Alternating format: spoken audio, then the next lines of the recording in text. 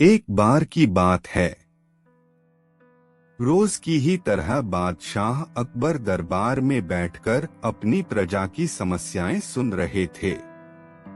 सभी लोग अपनी अपनी समस्याएं लेकर बादशाह के सामने हाजिर हो रहे थे और तभी राघव व केशव नाम के दो पड़ोसी अपनी समस्या लेकर दरबार में आए।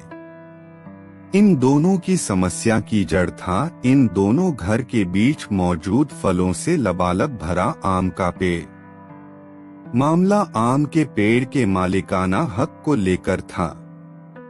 राघव कह रहा था कि पेड़ उसका है और केशव झूठ बोल रहा है।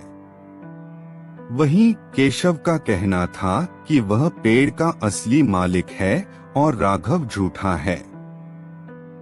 पेड़ एक और मालिक दो का मामला बहुत उलझा हुआ था और दोनों में से कोई भी हार मानने को तैयार नहीं था।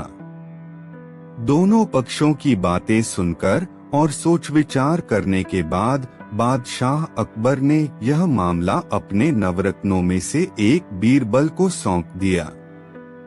मामले को सुलझाने और सच्चाई का पता लगाने के लिए बीरबल ने एक नाटक रचा।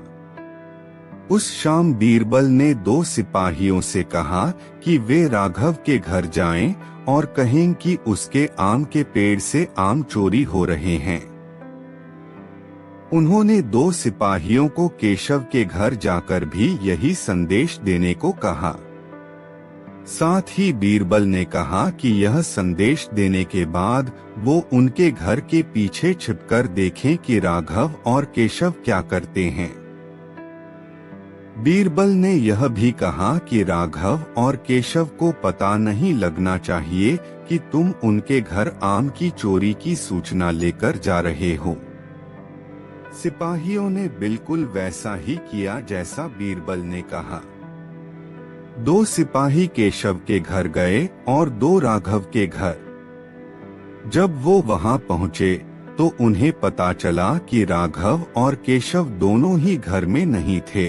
तो सिपाहियों ने उनकी पत्नियों को यह संदेश दे दिया।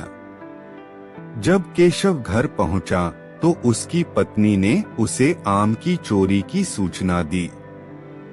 यह सुनकर केशव ने कहा, अरे भाग्यवान, खाना तो खिला दो। आम के चक्कर में अब क्या भूखा बैठा रहूं? और कौन सा वह पेड़ मेरा अपना है? चोरी हो रही है तो होने दो, सुबह देखेंगे। यह कहकर वह आराम से बैठकर खाना खाने लगा।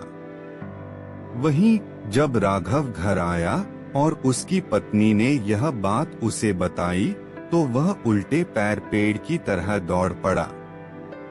उसकी पत्नी ने पीछे से आवाज लगाई, अरे खाना तो खा लीजिए। जिस पर राघव ने कहा, खाना तो सुबह भी खा सकता हूँ, लेकिन अगर आज आम चोरी हो गए तो मेरे पूरे साल की मेहनत पर पानी फिर जाएगा। सिपाहियों ने दोनों के घर के बाहर छिपकर यह सारा नजारा देखा और वापस दरबार जाकर बीरबल को बताया। अगले दिन दोनों फिर से दरबार में हाजिर हुए। उन दोनों के सामने बीरबल ने बादशाह अकबर से कहा, जहां पनाह, सारी समस्या की जड़ वह पेड़ है। क्यों न हम वो पेड़ ही कटवा दें? न रहेगा बांस, न बजेगी बांसुरी। बादशाह अकबर ने इस बारे में राघव और केशव से पूछा, इस बारे में आप दोनों का क्या ख्याल है? इस पर केशव ने कहा, हुजूर, आपकी हुकूमत है, आप जैसा कहेंगे मैं उसे चुपचाप स्वीकार कर लूंगा। वहीं राघव ने कहा, मालिक, मैंने 7 वर्ष तक उस पेड़ को सींचा है। आप चाहें तो उसे केशव को दे दीजिए, लेकिन कृपा करके उसे कटवाएं न। मैं आपके आगे हाथ जोड़ता हूँ। उन दोनों की बात सुनकर बादशाह अकबर ने बीरबल की तरह देखा और कहा, अब आपका क्या कहना है बीरबल? इसके बाद बीरबल ने बादशाह को बीती रात का किस्सा सुनाया और मुस्कुराते हुए कहा, हुजूर, पेड़ एक और मालिक दो, ऐसा कैसे हो सकता है?